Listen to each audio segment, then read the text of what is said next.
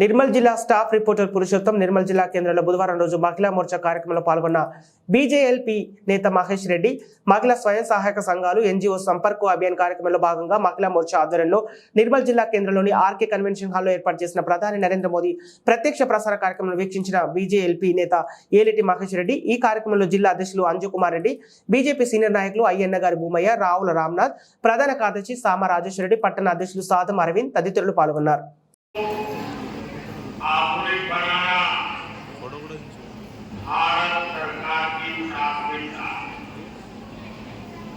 कोलकाता को वो शहर है। छोटी छोटी बेटियां दो दिन पहले स्कूटी पर पूरे देश में उन्होंने अपने ताकत का परिचय